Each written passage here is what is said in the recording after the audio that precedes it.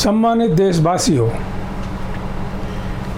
कुछ पाने के लिए कुछ खोना भी पड़ता है। आप देख रहे हैं कि अभी फ़िलहाल जो इटावा में एक घटना हुई,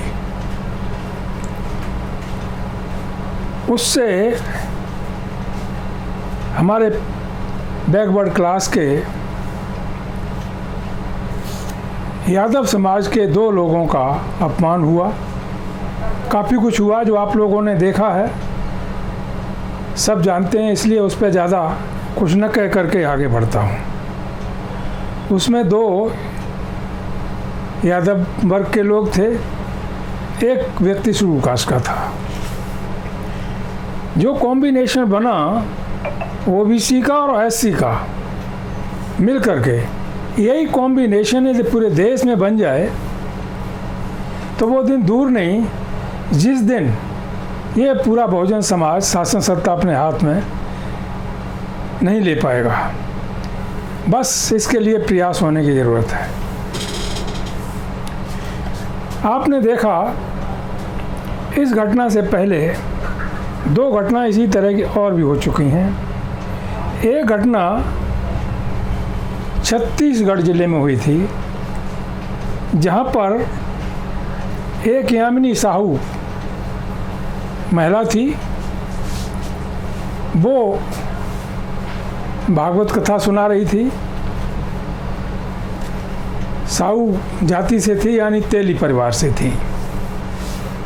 जब वहाँ के ब्राह्मण समाज के लोगों को पता लगा तो उन्होंने उससे कहा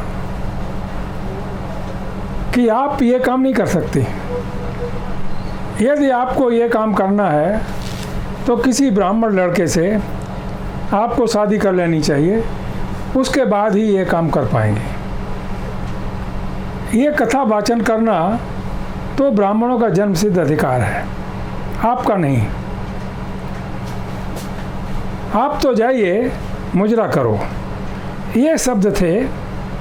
कितना आघात पहुंचा होगा यामिनी साहू को, लेकिन उसके समर्थन में लोग निकल के नहीं आए और उस बेचारी लेडी को वो अपमान सहना पड़ा और बाद में उसका कोई इस तरह का कार्यक्रम नज़र नहीं आया। उसी तरह से एक और महिला थी,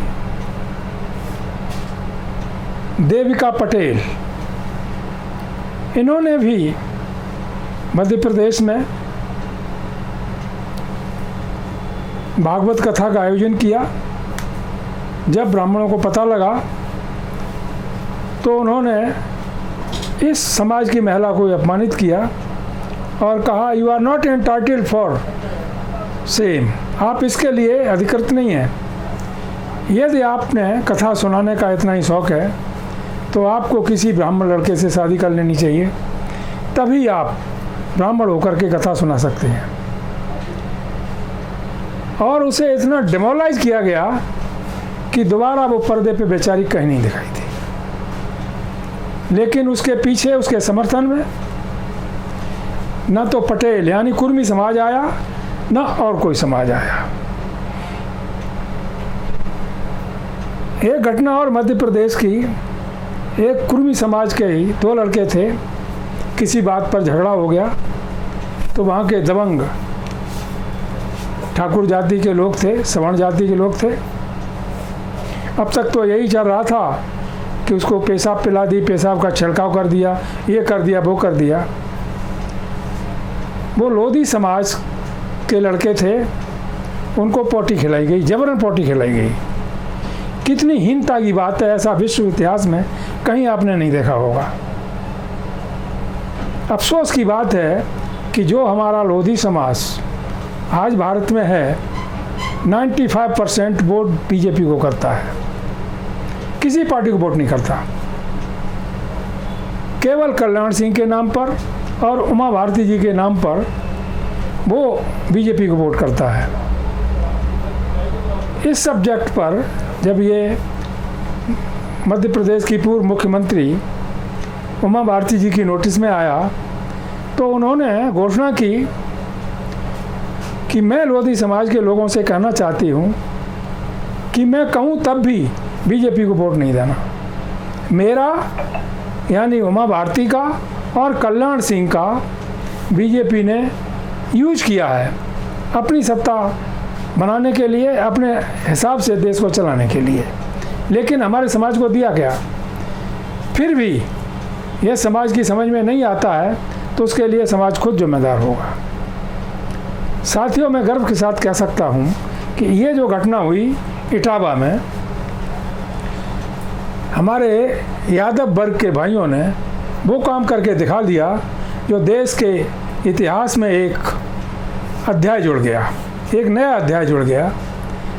और उनके खिलाफ कुछ भी हो, पुलिस केस रजिस्टर करे, ये रूटीन में होता रहता, कोई परवाह नहीं। लेकिन उन्होंने एकता का परिचय दिया। 22 तारीख की घटना थी। 26 तारीख को हाई रेजिमेंट के लोगों ने जाकर के वहाँ प्रोटेस्ट किया। हालांकि पुलिस ने उनको गांव में नहीं घुसने दिया। पूरा इटावा जाम हो गया। एक यंग लड़का यादव है, उसके नेतृत्व में ये काम हुआ।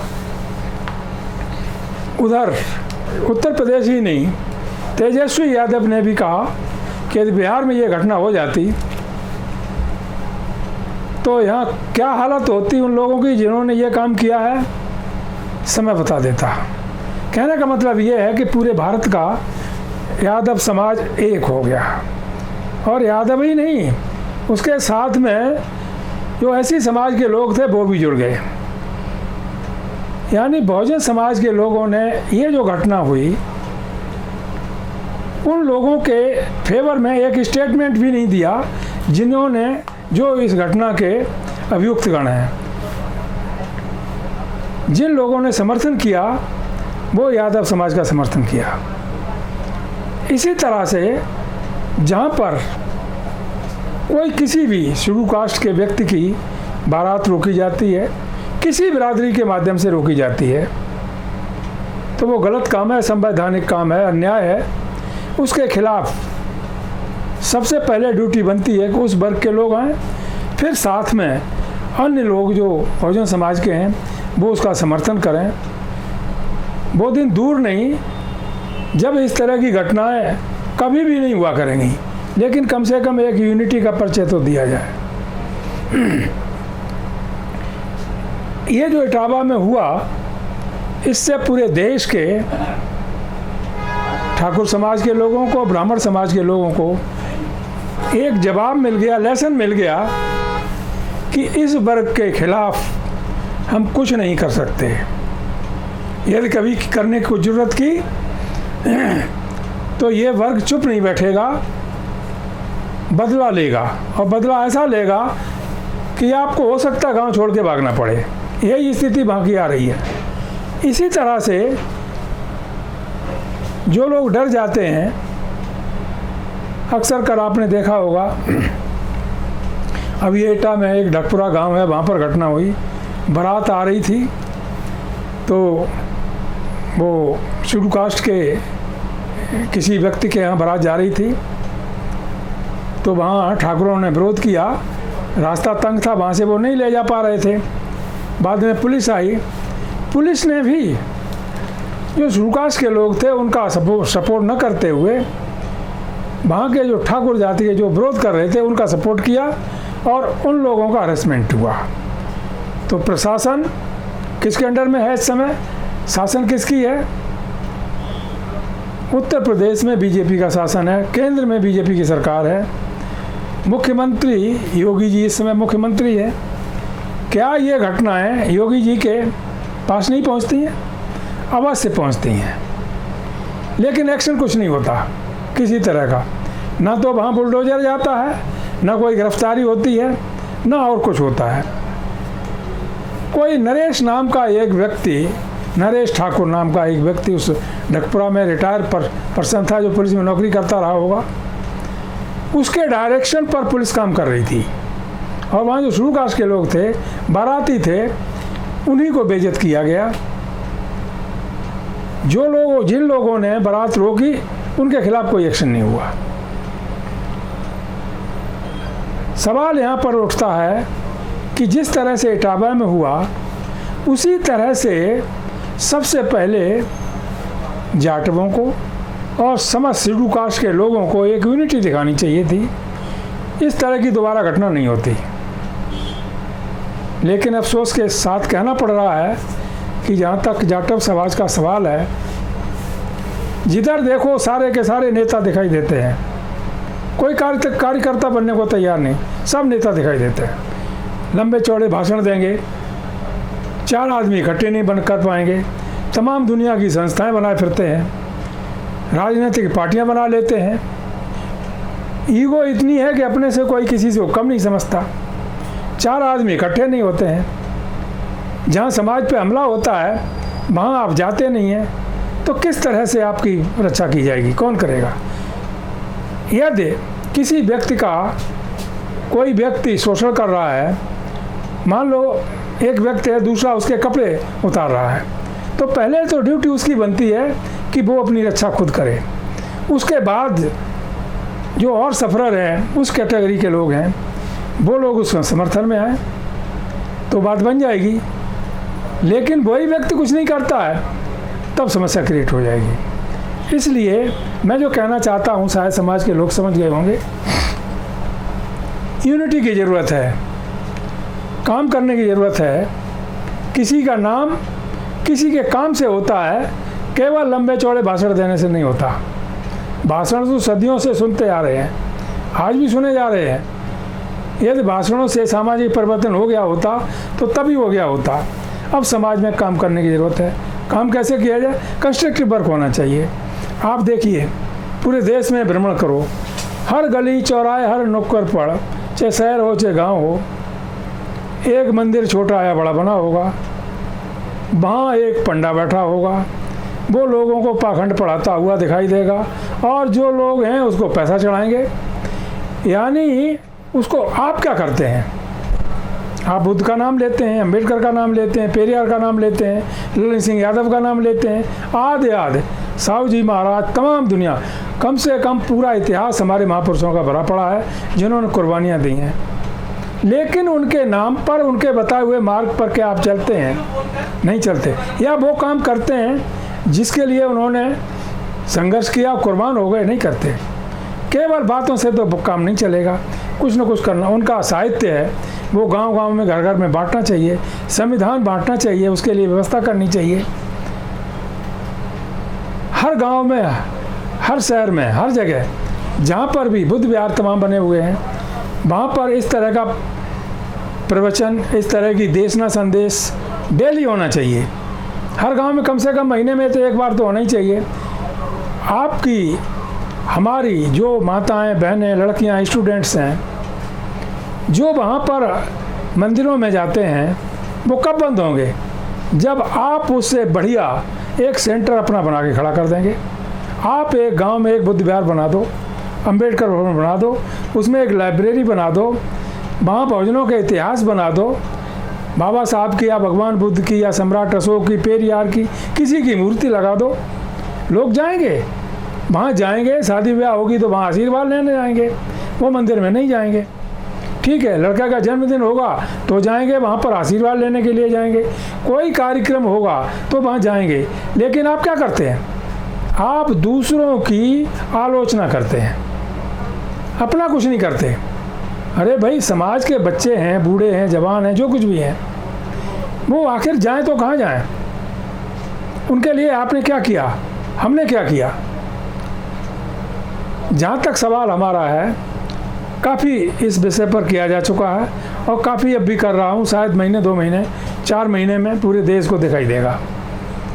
इस संबंध में हमने जो किया है, जातियों, जो सबसे पहले शेड्यूल कास्ट की जातियाँ हैं, उनको जोड़ने का काम स्टार्ट किया है।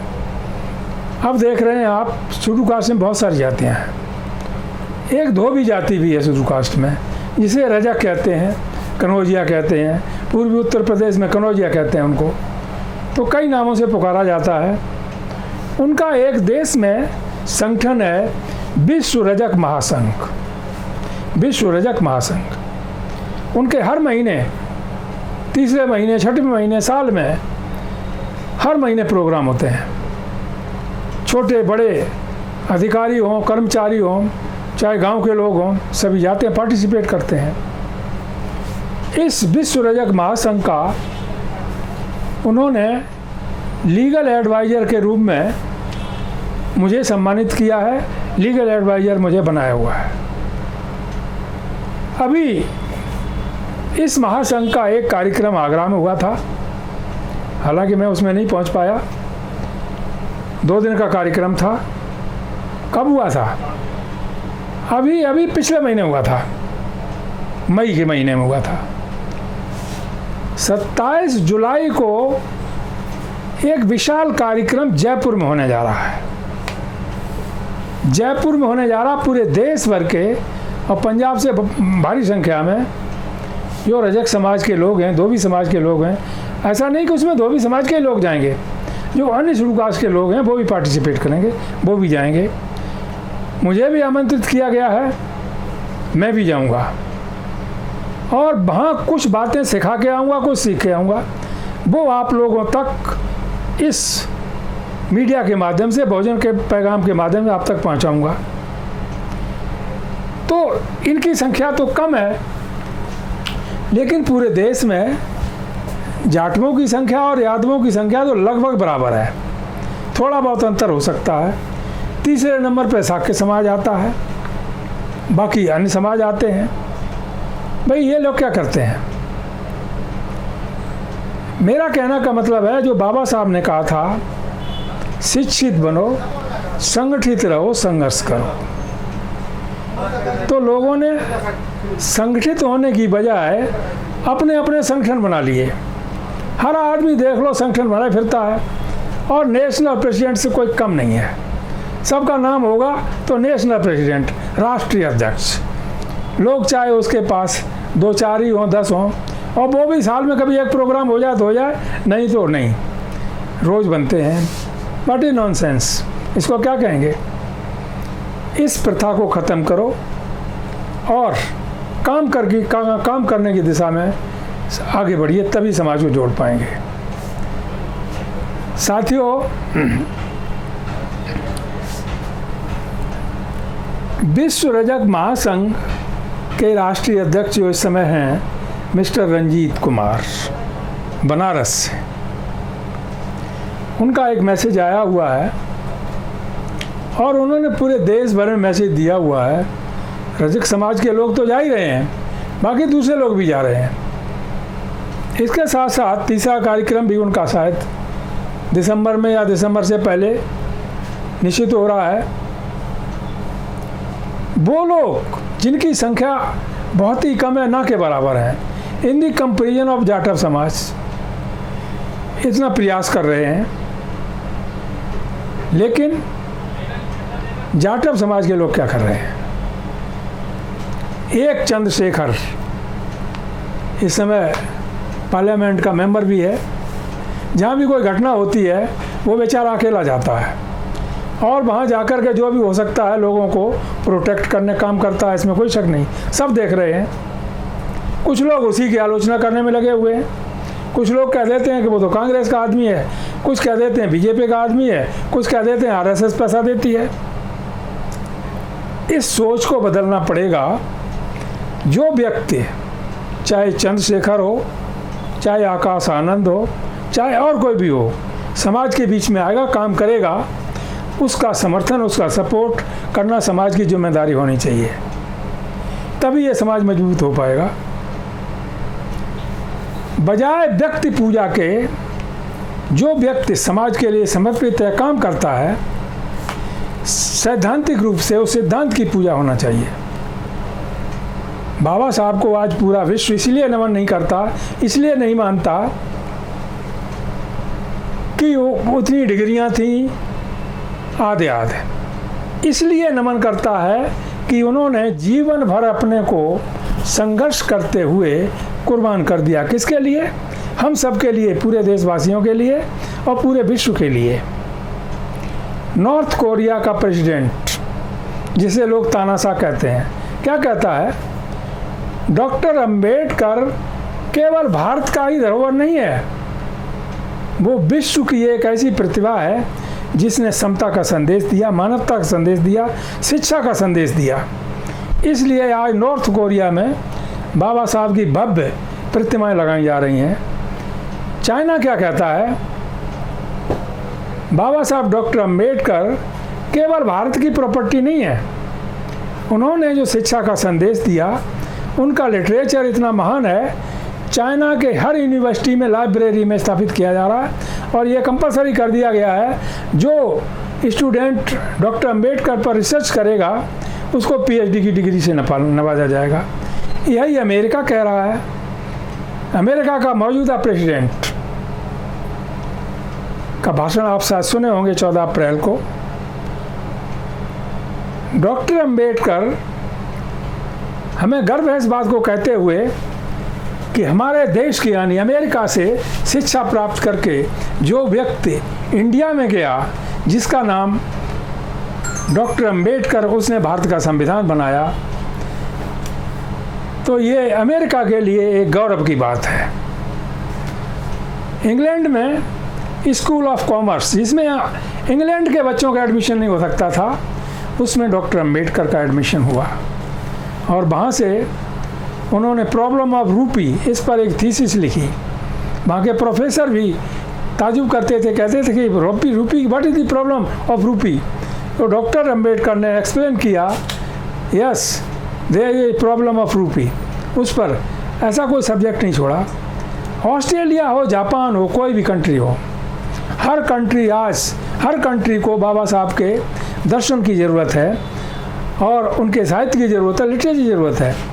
कितने शर्मनाक की बात है कि यहाँ क्या हो रहा है आपके ग्वालियर में कि ऐसे बेहूदे लोग जिन्होंने ना कुछ पढ़ा है ना लिखा है, केवल कहीं से डिग्री ले आए, LLB की वकालत करने लगे, वो बाबा साहब की स्टैचू लगाने का विरोध कर रहे हैं। किसी कम्युनिटी के हों, कोई लेना देना नहीं, वो एंटी नेशनल काम कर रहे हैं। इस पर वहाँ की सरकार को, केंद्र सरकार को और न्यायपालिका को एक्शन लेना चाहिए किसी कंडीशन में। और जो लोग इस तरह के जिस व्यक्ति ने नेशनलिटी के ऊपर, राष्ट्रभक्ति के ऊपर, देश में कानून का शासन स्थापित करने के उद्देश्य से जो ऐसा संविधान बनाया, अपना पूरा जिंदगी कुर्बान कर दी, उस महान विभूति से ऐसे लोगों को नफरत हो रही है। तो वो लोग यहाँ पर रहने के लायक भी नहीं हैं। दरअसल में ऐसे लोग जो बाबा साहब का, भगवान बुद्ध का, पेरियार का, फूले का, साहूजी महाराज, संत कबीर, संत गाडगे, संत रविदास आदि, जिन्होंने अपना जीवन पूरा मानवता के लिए, सच्चाई के लिए, ईमानदारी के लिए, अहिंसा के लिए अर्पित कर दिया, समानता के लिए अर्पित कर दिया, वो लोग जो इसका विरोध करते हैं, दरअसल में वो ना तो नेशनल हो सकते हैं, ना देशभक्त हो सकते हैं, बल्कि इस देश में अराजकता पैदा करने वाले लोग हो सकते हैं। इस चीज़ को दूर करने के लिए और बहुत सारी चीज़ों को जो समता के विरुद्ध जा रही हैं, लीगल जस्टिस के विरुद्ध जा रही हैं और अन्याय को बढ़ावा दे रही हैं, उनको समाप्त करने की नियत से हम लोगों ने एक कार्यक्रम तय किया है, जो कि आगामी 13 जुलाई से स्टार्ट होगा, दिल्ली से प्रसारण होगा पूरे देश में। Battle for equal justice through लोक जन अदालत। इस कार्यक्रम में ये लीगल कार्यक्रम होगा, हालांकि और विधि के अनुकूल होगा, कानून और संविधान को ध्यान में रखते हुए होगा। जो भी देश में हो रहा है, चाहे न्यायपालिका कर रही हो, कार्यपालिका कर रही हो, विधायिका कर रही हो या मीडिया कर रही हो, उसकी हम समीक्षा करेंगे और जो समीक्षा होगी वो पूरे देश के लोग देखेंगे उसको। हम किसी की आलोचना नहीं करते, ना करेंगे, किसी के खिलाफ कोई मिसवर्ड यूज नहीं करते, ना करेंगे। जो न्याय हित में हो सकता है, लोकतंत्र के हित में हो सकता है, वो काम करेंगे। लोकतंत्र बहुत समय से एक डिमांड चल रही है, EVM हटाओ, बैलेट पेपर से चुनाव कराओ। भाई इलेक्शन कमीशन को ऐसी जिद किया है कि वो EVM से ही चुनाव कराएगा। जब देश के लोग नहीं चाहते, देश के लोग ये चाहते हैं कि भाई बैलेट पेपर से चुनाव होना चाहिए, तो बट ये the particular interest of the election commission of India. तो ये एक गंभीर विषय है, इस पर सब लोगों को सोचना चाहिए, नहीं तो लोकतंत्र खत्म हो जाएगा। ये देश किसी के बाप का नहीं है, ये देश हम सब देशवासियों का है। ये देश भारत के संविधान से चल रहा है, चलना चाहिए। यदि उसमें कोई अवरोध करता है, कोई कम्युनिटी अवरोध करती है, कोई व्यक्ति अवरोध करता है, उसको जेल भेजना चाहिए, उसके खिलाफ कानूनी कार्रवाई होनी चाहिए। लेकिन वो उल्टा रहा है, यहाँ जो सही बात कह दे, राहुल गांधी ने कोई सही बात कह दी, खिलाफ केस रजिस्टर हो गया और वहाँ पर जजों ने उसे जेल भेज देने का काम किया या जमानत दे दी। What is this? ये नहीं होना चाहिए। अब ये जो कांड हुआ इटावा में, एक जज साहब हैं शेखर यादव, इलाहाबाद हाई कोर्ट में जज हैं, उनका स्टेटमेंट पढ़ लो। वो भी उसी वर्ग से आते हैं जिन वर्ग के लोगों पर ये कांड हुआ है। शेखर यादव साहब की एक टिप्पणी थी आज से करीब 1 साल पहले, जो उन्होंने गाय के ऊपर दी थी। गाय को राष्ट्रीय पशु डिक्लेयर कर देना चाहिए। गाय की पेशाब में इतने गुण होते हैं, पता नहीं कितने गुण उन्होंने बता दिए। उसके जो गोमूत्र के अलावा उसका गोबर होता है, उसमें पता नहीं कितने गुण बता दिए। वो तो मैं भूल भी गया, कम से कम 1 पेज लिखा हुआ है पूरा का पूरा। उन्होंने उसी पे थीसिस की, तो उनको पीएचडी की डिग्री मिलनी चाहिए थी बजाय जज बनने के, तो वो गलत विभाग में चले गए। इसके अलावा फिर उन्होंने अभी कुछ महीने पहले एक स्टेटमेंट दिया, मुसलमानों के खिलाफ दिया, और उस व्यवस्था के पक्ष में दिया जिस व्यवस्था का समर्थन उत्तर प्रदेश के मुख्यमंत्री जी करते हैं। मुख्यमंत्री जी ने शेखर यादव जज साहब के स्टेटमेंट का खूब समर्थन किया और काफ़ी प्रशंसा की। हुआ क्या, रियलिटी नहीं देखा उन्होंने। इटावा में जो 22 जून को हुआ, वो भी तो यादव वर्ग के लोग हैं, हमारे भाई हैं, छोटे हैं बड़े हैं कुछ भी है, कितने पढ़े लिखे वो अलग बात है। किस आधार पर हुआ? केवल उसका आधार जो था जातिवाद था कि आप यादव हो, पिछड़े हो, इसलिए तुमको राइट ही नहीं है कि आप कथा कहने की अधिकार रखते हो। जबकि वो कथा राम पे नहीं सुना रहे थे, परशुराम पे नहीं सुना रहे थे, किसी ब्राह्मण या क्षत्रिय पे नहीं सुना रहे थे। वो कथा तो उसके बारे में सुना रहे थे, कृष्ण के बारे में, जो कृष्ण को यदुवंशी कहा जाता है, यादव जाति का कहा जाता है, उसकी कथा सुनाने का उनको अधिकार नहीं है। तो ये किस तरह का लोकतंत्र है? किस तरह, जब आज भारत में संविधान है, आर्टिकल 13 पढ़ना चाहिए लोगों को, समझ में आना चाहिए कि जब भारत का संविधान लागू हुआ तो आर्टिकल 13 में साफ लिखा हुआ कि आज की तारीख से जो पुराने विधि विधान थे वो नल एंड वॉइड डिक्लेयर कर दिए गए। लेकिन उसके बावजूद भी उन्हीं का प्रचार हो रहा है। पूर्व CGI DY चंद्रचूड़ साहब कहते हैं, जब राम मंदिर का फैसला होने वाला था कि हम तो समझ में नहीं आया, तो रात भर हम तो राम की मूर्ति लगा करके सोचते रहे, फिर जो आदेश मिला उसी के आधार पर मैंने ऑर्डर पास करा दिया। यही रंजन गोगोई ने किया। शायद कोई कमिटमेंट हुआ होगा रंजन गोगोई से कि आपको राज्यसभा का मेंबर बना दिया जाएगा, ऐसा फैसला दे देना। Prashant Bhushan, senior advocate of supreme court of India, क्या कहा उन्होंने? वो स्टेटमेंट वायरल हुआ कई बार, लेकिन नेशनल लेवल पे नहीं। जो मोदी मीडिया है, जो अडानी मीडिया है, अंबानी मीडिया है, वो स्टेटमेंट को नहीं दिखाते। प्रशांत भूषण साहब ने कहा कि राम मंदिर पर जो फैसला आया, वो फैसला आने से 1 दिन पहले एक व्यक्ति आया और उसने कहा कि साहब 9 करोड़ में डिसाइड हो गया, कल फैसला आ जाएगा राम मंदिर पे। 9 करोड़ दिए हैं। ये प्रशांत भूषण का जो वीडियो है, एक बार नहीं 50 बार वायरल हुआ, लोग तब भी नहीं समझ पाए। 9 करोड़, इसका मतलब क्या हुआ? उस समय जो चीफ जस्टिस थे और उनके ग्रुप में 5 जज और थे, तो क्या 9 करोड़ में सौदा हुआ था? ये प्रशांत भूषण साहब का स्टेटमेंट है, मेरा नहीं है, मैंने पूरा सुना है, आपकी नोटिस में ला रहा हूँ। इस तरह का हुआ तो किसको न्याय मिलेगा? कहाँ न्याय लेने के लोग जाएंगे? तो ये इस तरह की बातें हमारे समाज के, मुख्य रूप से जो हमारे समाज के राजनेता हैं, उनको कुछ पढ़ाई लिखाई की तरफ भी ध्यान देना चाहिए, ना कि कोरी कोरी नेतागिरी करनी चाहिए। साथियों, साथ साथ इसके बातें तो बहुत सी हैं। बीजेपी के लोग आलोचना करते हैं, ठीक है, सत्ता में जो होता है उसकी आलोचना की जाती है, सुप्रीम कोर्ट भी कहता है, हाई कोर्ट भी कहते, सब कहते हैं। जो विपक्ष में है उसकी आलोचना नहीं, वो तो विपक्ष में ही होता है। लेकिन बीजेपी आज से 50 साल पहले वालों की आलोचना कर रही है। किसकी? इंदिरा गांधी की आलोचना कर रही है, जवाहरलाल नेहरू की आलोचना कर रही है, सरदार वल्लभ भाई आदि उनकी आलोचना कर रही है।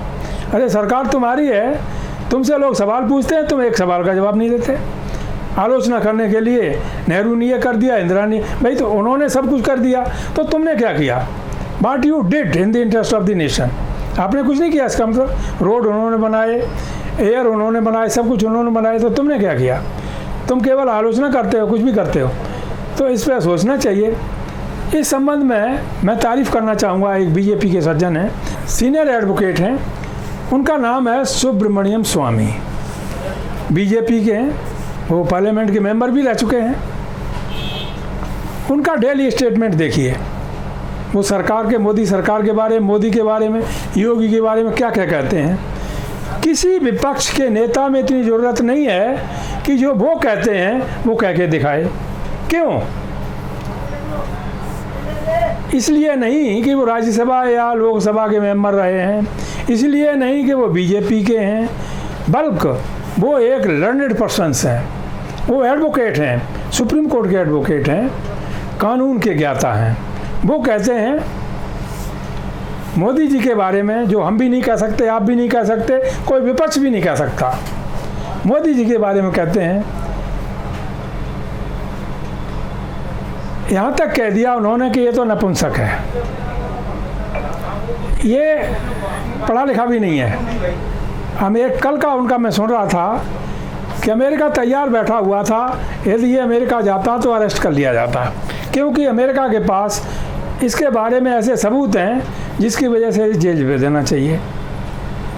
इसके साथ साथ उन्होंने कई बार कहा कि इसने देश को बर्बाद कर दिया, ये आरएसएस में मेरे साथ जाता था, साथी रहा है, लेकिन ये तो इसने गुजरात को बर्बाद किया, गुजरात के बाद आकर के इसने क्या नाम पूरे देश को बर्बाद कर दिया। जो एक मर्डर हुआ था जस्टिस लोया का, उसके बारे में भी उन्होंने कहा कि ये तो अमित शाह ने करवाया हुआ था, यदि किसी को मरवाना है तो अमित शाह से कॉन्टेक्ट कर लो। यहाँ तक ये इसके साथ योगी के बारे में कहा उन्होंने कि वो ठाकुर बिरादरी का है, इसलिए उसे घमंड हो गया है, और वो इतना घमंड में चूर हो गया है कि पक्षपात करने लगा है। एक कम्युनिटी पे कुछ नहीं करता, बाकी सब पे बुलडोजर चलवा देता है, कहीं कुछ कहीं कुछ। ये लोकतंत्र के लिए ठीक नहीं है। साथियों, बातें तो बहुत सारी हैं।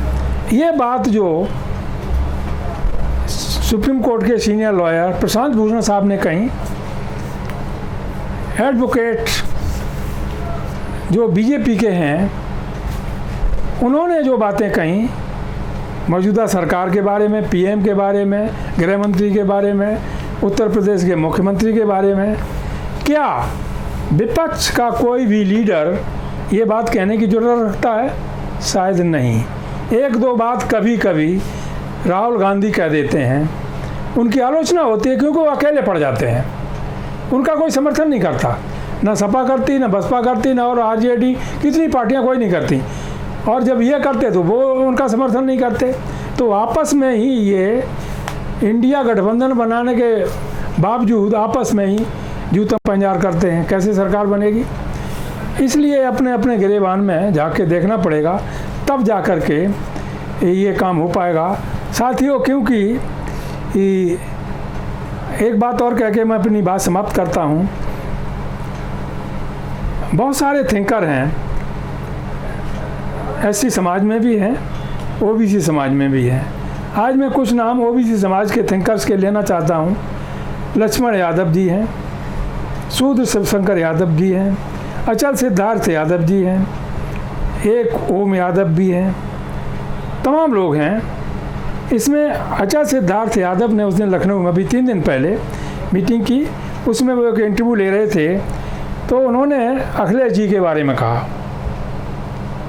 कि भाई अखिलेश जी आप भी तो भाई काम कर रहे हो, जो यहाँ इस देश का भ्रमण कर रहा है, मंदिर बनवा रहे हो भाई, मंदिर में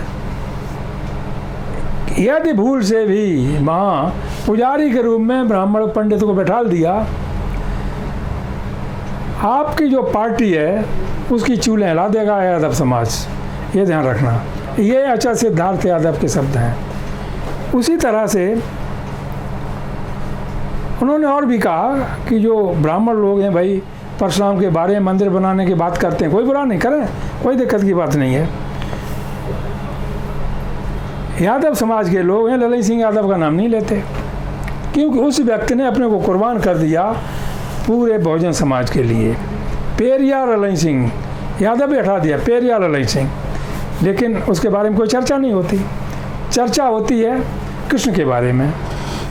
तो इस पर जब ध्यान करते हैं तो उनका कहना था यादव समाज के लोग ही जवाब दें कि कृष्ण को तुम अपना वंशज मानते हो, तो कृष्ण के जितने मंदिर बने हुए पंडित पुजारी के हैं भाई, और जितना चढ़ावा आता है, चंदा आता है, किसी यादव को एक फूटी कौड़ी मिलती है? नहीं मिलती है। जब तुम्हारा भगवान है तो तुमको कुछ नहीं मिलता, फ़ायदा होता है उसे किसको? ब्राह्मणों को, पंडितों को फ़ायदा होता है। तो काय बात का तुम्हारा भगवान हो गया भाई। तो ये सब बातें ऐसी हैं, इन पर विचार करने की बात है। हम अपने चैनल के माध्यम से ना तो किसी की आलोचना कर सकते हैं, ना कोई ऐसा संदेश दे सकते हैं। बस एक बात ज़रूर कहते हैं कि जो बहुजन समाज के लोग हैं वो कम से कम यूनाइट रहें। बीजेपी के लोग अखिलेश जी के बारे में कहते हैं पीडीए की परिभाषा बनाइए। अभी ओपी राजभर जी कह रहे थे पीडीए का मतलब पर्सनल डेवलपमेंट अथॉरिटी, वो पिछड़ा दलित से नहीं, पर्सनल डेवलपमेंट अथॉरिटी। तो ये उनका कहना है। वो कहते हैं राजभर हमको तो कोई काम ही नहीं दिया गया, हम क्या करें। तो इन्होंने यादवों ने ब्राह्मणों का काम छीन लिया, काय का कथा वाचन करने का। तो भाई ब्राह्मण नौकरी में क्यों हैं, मंत्री क्यों हैं, सांसद क्यों हैं, यूनिवर्सिटी में प्रोफेसर क्यों हैं? सबको यही कथा करने का काम देना चाहिए, क्योंकि उनका जो मनुष्य मिलती है उनको कथा करने का काम सौंपा गया है, तो फिर इनको हट जाना चाहिए। तो आदि बातें हैं, बहुत लंबा वार्तालाप हो जाएगा। गोमांस, गऊ का मांस, यहाँ पर बैन लगा हुआ है। सरकार किसकी है? बीजेपी की। गौ का मांस है, बीजेपी सरकार जो है विदेशों में भेज रही है, क्योंकि उससे मोटा पैसा आता है। अरब कंट्री है उनमें जा रहा है, क्योंकि गऊ जो भारत की है वो शुद्ध होती है, चारा खाती है, बीमारी कुछ नहीं होती है, बहुत अच्छा उसका स्वास्थ्य होता है, उसका मांस खाने में बहुत, मैंने तो कभी खाया नहीं है, हाँ, लेकिन विदेश में खाया जाता है। इंडिया में जितनी बढ़िया गाय हैं उतनी कहीं भी नहीं है, लेकिन इंडिया के लोगों पर उनका बैन लगा हुआ है कि तुम गाय को खा नहीं सकते। ये जो मुस्लिम कंट्रीज हैं वहाँ भेजा जाता है ज़्यादातर, वो ही खाएंगे इसको। कौन बेचता है भाई? अभी कल मैं एक वीडियो देख रहा था, एक ब्राह्मण जी हैं, उनका एक वो है जिसे कहते हैं वो कोल्ड स्टोरेज, उसमें 20 टन मांस गाय का भरा हुआ विदेश जाएगा। भाई कोल्ड स्टोरेज, कोई गाय काटने का अधिकार किसी दुकान को है नहीं, न ओबीसी वालों को है, कौन बेचता है? तो ऐसी बेवकूफ़ बनाने वाली स्कीमें चल रही हैं, दोगली तरह की राजनीति चल रही है इस देश में। साथियों, जो लोग हमारी बात को समझ सकते हैं समझने की कोशिश करें, और यूनाइट होने की ज़रूरत है इस समय। अब अपने चैनल के माध्यम से अपनी तरफ से किसी पर कोई आरोप नहीं लगाते। जो बातें निकल के आती हैं पूरे देश से, जो सजेशन आते हैं, आपकी सेवा में प्रस्तुत करने की कोशिश करते हैं। तो इन्हीं शब्दों के साथ आज मैं अपनी बात समाप्त करता हूं, और आप लोगों से उम्मीद करता हूं कि आप इस प्रोग्राम को, जो भी बहुजन पैगाम के माध्यम से जो वीडियो बनते हैं, हर व्यक्ति तक पहुंचाने का कष्ट करें। सब्सक्राइब करें, लाइक करें, कमेंट करें, कुछ भी कहें उसके बारे में, और कोई सजेशन देना चाहते हैं सजेशन भी देने, जिसकी वजह से हम कोई गलती करते हों तो उसमें सुधार भी कर सकें। इन्हीं शब्दों के साथ मैं अपनी बात समाप्त करता हूं, जय भीम, जय भारत, नमो बुद्धाय।